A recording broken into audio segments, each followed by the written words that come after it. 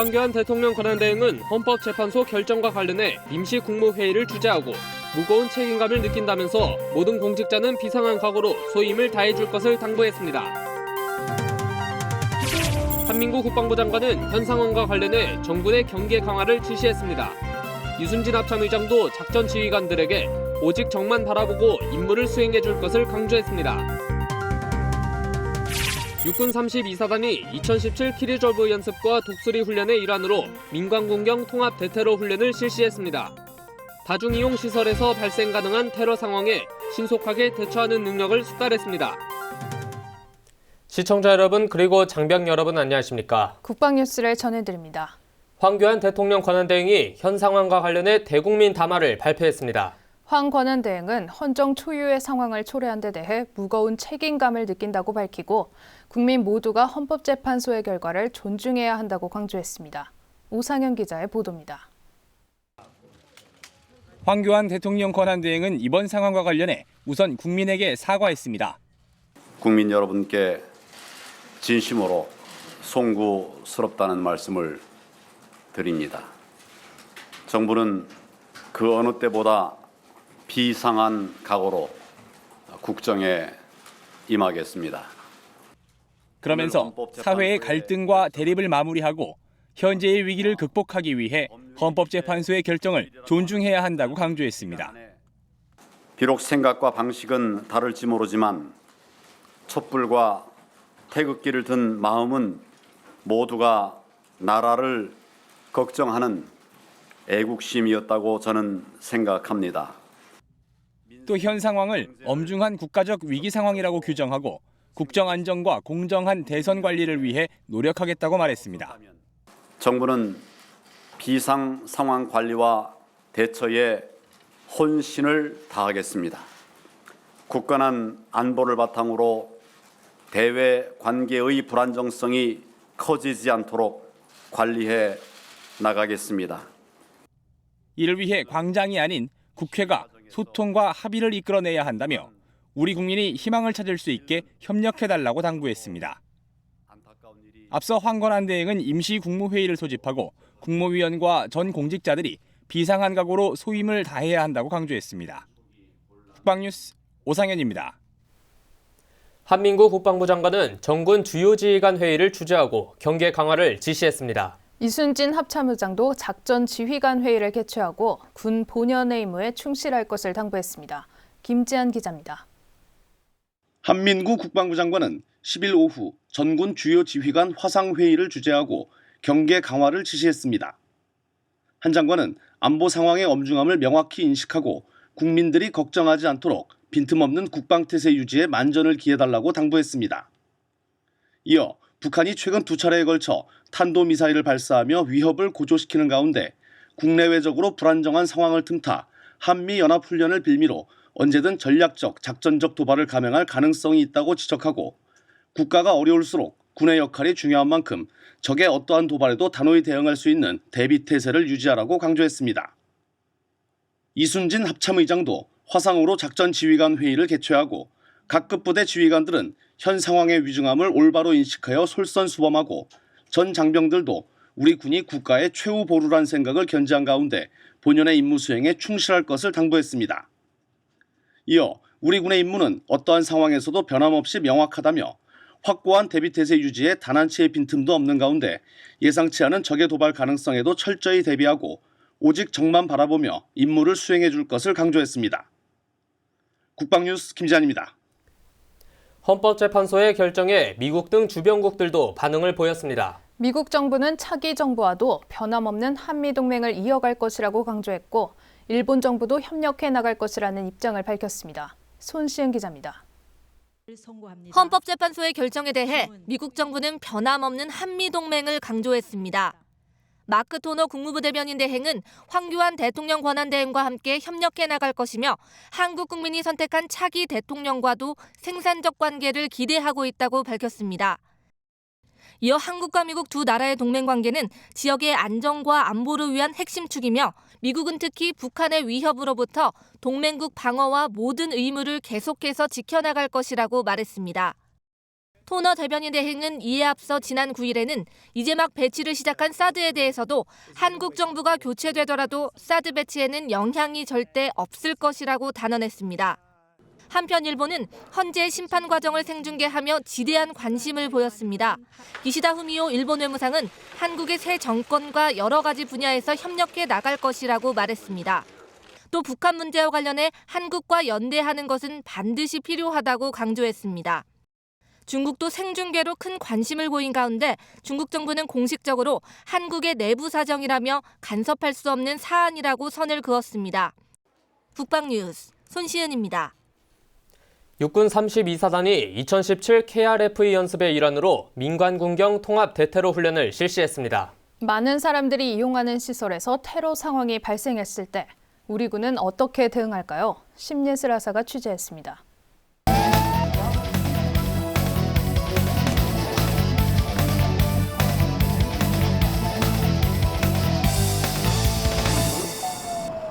거동 수상자 2명이 폭발물로 의심되는 물체를 놓고 급히 사라집니다. 이를 발견한 시민이 경찰에 신고하고 경찰 특공대와 육군 32사단 폭발물 처리 부대가 현장에 즉시 출동합니다.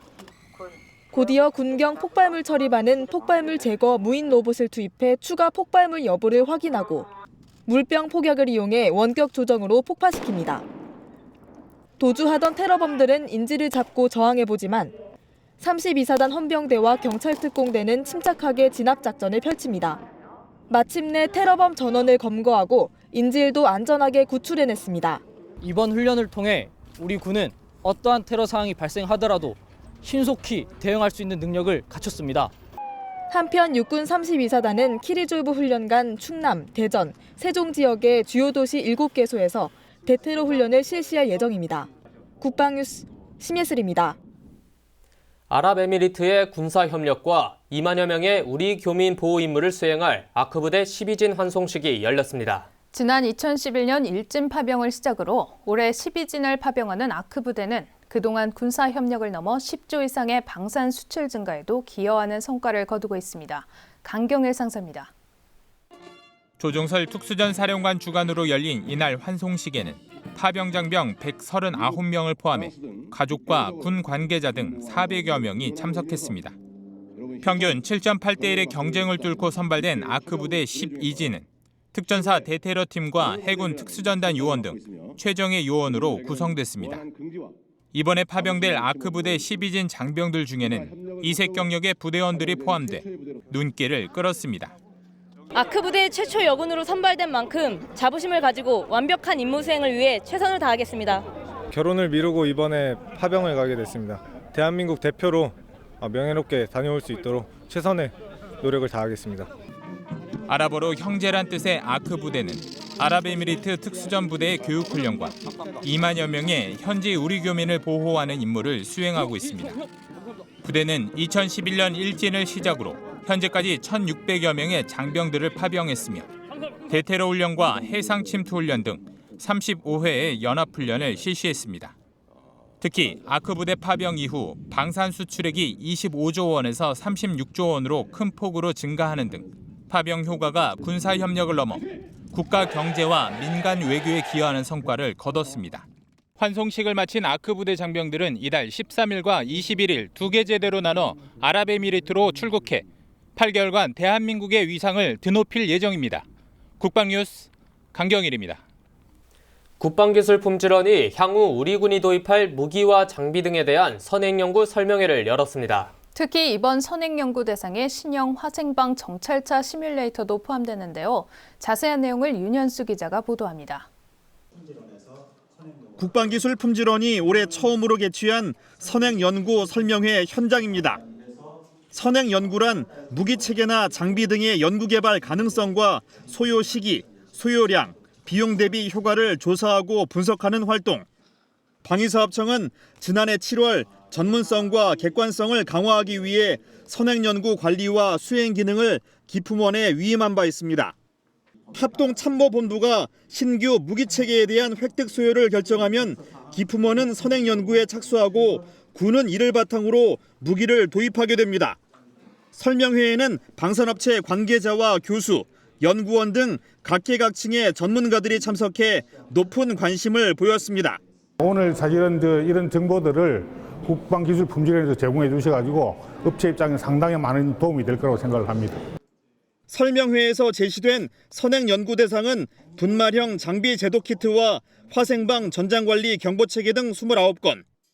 특히 신형 화생방 정찰차 시뮬레이터도 선행 연구 대상에 포함돼 관심도를 높였습니다. 북한의 생화학전에 대비하기 위한 우리 군의 능력을 한 단계 더 향상시켜야 할 필요가 있기 때문인 것으로 보여집니다. 신형 화생방 정찰차를 숙련된 상태로 운영하기 위해서 운영자를 훈련시키는 그런 훈련 장비라고 보시면 되겠습니다. 저희가 선행 연구를 충실히 수행할 수 있도록 그런 기반을 만드는 데 노력을 많이 하겠습니다. 올해 처음으로 진행된 2017년도 선행연구 설명회. 기품원은 선행연구의 질적인 향상과 효율적인 무기체계 획득 방안 마련을 위해 최선을 다할 계획입니다. 국방뉴스 윤여수입니다. 육군은 9일 장준규 육군참모총장 주관으로 타군과 외국군 군수품 비교 전시회를 열었습니다. 이번 전시회는 외국군 주요 관계자들과 방사청, 기품원, 국방과학연구소 대외기관 관계자와 육군본부 주요 지휘자 등이 참석했습니다. 육해공군과 경찰, 미국, 독일, 호주의 군수품 중 개인 피복과 침구류, 전투장구류, 장비 등 주요 군수품 139개 품목 340여 점이 전시됐으며 참석자들이 직접 외국군과 타군의 군수품을 만져보면서 비교할 수 있도록 진행됐습니다. 지금까지 품질 위주의 개선이 이루어진 저희 군수품들을 향후 전투에서 우리 장병들이 기동성과 생존성 등 전투 효율성을 향상시키기 위해서 마련한 전시회입니다.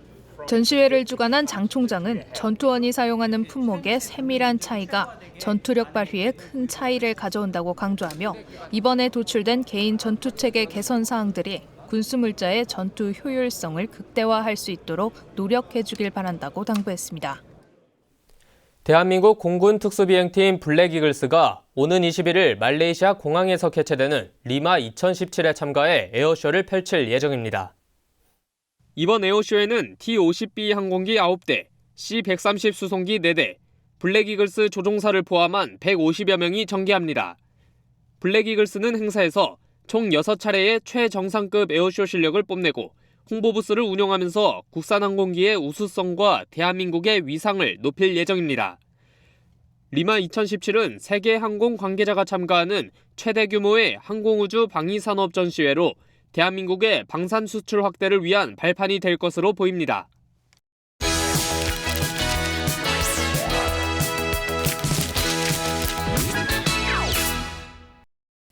국방일보로 보는 병영 소식 3월 10일자 먼저 3면 보시겠습니다. 육군 8사단과 경기 북부지방경찰청이 교류 교육을 진행했습니다. 의경 108명이 부대에 입소해 제식훈련과 개인화기 사격, 화생방, 정신교육 등을 하며 전투기술과 안보의식을 함양했는데요. 경기북부청도 8사단 예하부대를 순회하며 사이버 범죄 예방 과학수사, 교통안전교육 등 안전문화 정착을 위한 다양한 교육 프로그램을 제공할 계획입니다. 다음은 사면입니다. 해군 잠수함 사령관은 지휘시설과 제독 절차 숙달 훈련 현장을 점검하고 장병들을 격려했습니다.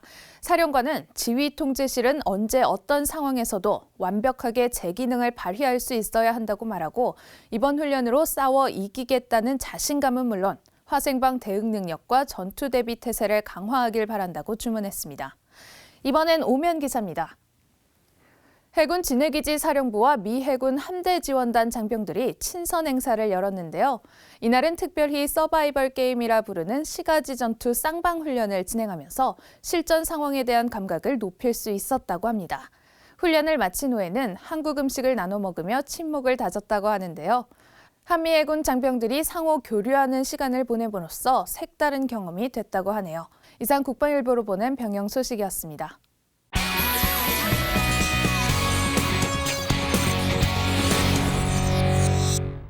김정남은 지난 2월 13일 오전 쿠알라룸푸르 국제공항 청사에서 발권 중 베트남과 인도네시아 국적을 가진 2명의 여성들로부터 치명적인 VX 공격을 받고 병원으로 후송되는 과정에서 사망하였습니다.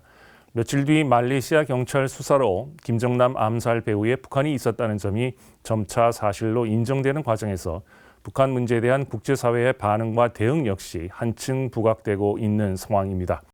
분명한 점은 핵과 장거리 미사일 문제 그리고 인권 문제에 집중되었던 북한 문제가 테러와 화생무기의 문제로 그 범위가 더욱 확산됨에 따라 북한에 대한 제재와 압박의 영역도 더욱 확대될 가능성이 커졌고 특히 북한의 우호적인 동남아시아 국가와의 외교 관계 역시 점차 소원해지는 양상으로 발전하기 시작했습니다. 그렇다면 북한이 국제사회의 제재와 압박이 가중되는 상황 하에서 자신의 이복형인 김정남을 굳이 암살한 배경은 무엇이며 어떤 시사점이 함축되어 있는 것인지 짚어볼 필요가 있습니다. 첫째, 김정남 암살은 김정은 체제의 공고화에 대한 확신과 자신감이 부족함을 방증하는 사례로 볼 수 있을 것입니다. 둘째, 김정은 정권이 국가 주도 테러를 감행할 수 있는 불량 국가이며 그만큼 불안정한 국면에 처해 있음을 보여주는 실리라고 할 수 있을 것입니다. 중요한 점은 북한의 어느 조직이 이번 사건을 주도했느냐 하는 것보다 북한 정권이 국가 주도의 테러를 자행할 수 있는 위험한 집단이라는 것입니다. 과거 어느 때보다도 최대의 규모로 그리고 스텔스 기능을 가진 최첨단 전력이 전개된 3월 달의 한미연합훈련과 북한이 정치적 이벤트를 극대화할 수 있는 일정이 몰려있는 4월 기간 중에 북한 당국은 핵과 미사일을 포함하여 김정은이 신년사에 밝힌 우리식 방법과 더 많은 주체 무기를 갖고 이번 암살 사건을 덮을 또 다른 이슈를 부각시키려고 할 것입니다. 그러나 근본 암살 사건을 계기로 북한의 의도와 같이 새로운 이슈가 암살 사건의 의미를 퇴색시킨다기보다는 오히려 문제의 비중을 더욱 키우는 반대 효과를 낳을 가능성이 더욱 큽니다. 이를 고려해 볼 때 우리의 대응은 다음과 같이 몇 가지로 좁혀질 수 있을 것입니다. 첫째, 김정남 암살과 관련된 실상을 있는 그대로 북한 사회에 알려주어야 합니다. 이를 위해서는 접경지대의 심리적 수단과 미국의 대북 정보 폭탄 정책과 연계된 수단 등의 종합적 활용이 필요합니다. 둘째, 김정은 체제의 외형적이나마 순응하는 북한 엘리트들에게 독재 체제에 대한 선택의 재조정을 위한 환경을 조성해 주어야 할 것입니다. 마지막으로 북한이 정규전과 비정규전에서 사용할 수 있는 생화학 공격에 철저하게 대비해야 할 것입니다. 북한의 화학 무기로부터의 위협과 사용 가능성에 대비한 외교적, 군사적 대응 방안을 강구하고 그 능력을 향상시키는 데 서둘러 준비를 해야 할 것입니다. 국방중앙 이슈의 이명철이었습니다. 이번 주말 교통 상황은 어떨지 알아보겠습니다. 네, 한국도로공사와 함께하는 고속도로 주말 교통정보입니다.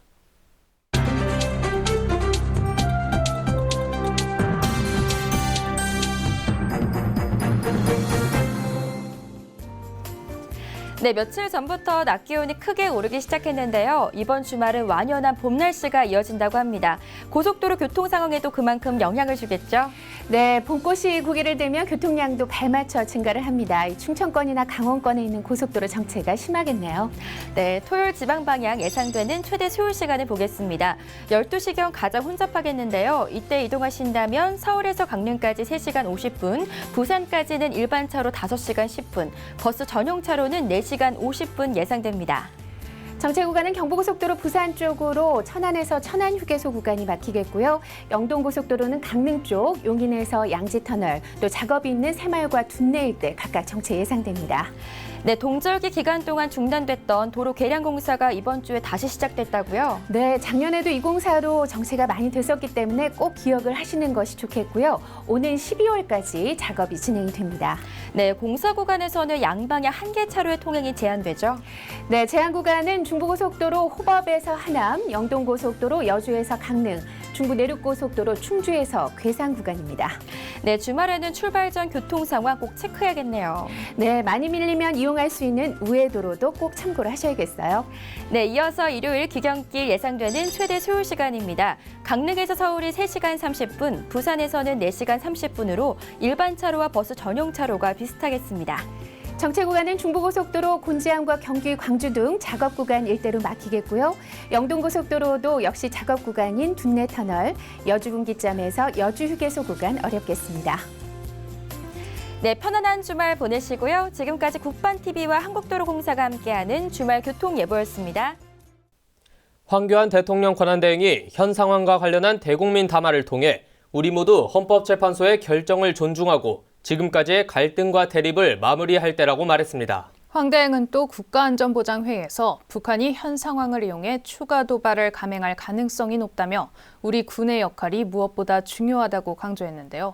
우리 군은 국가의 최후 보루라는 생각을 견지한 가운데 북의 어떠한 도발에도 즉각 대응할 수 있도록 만반의 대비 태세를 갖추고 있습니다. 국방뉴스를 마칩니다. 시청해주신 여러분 고맙습니다.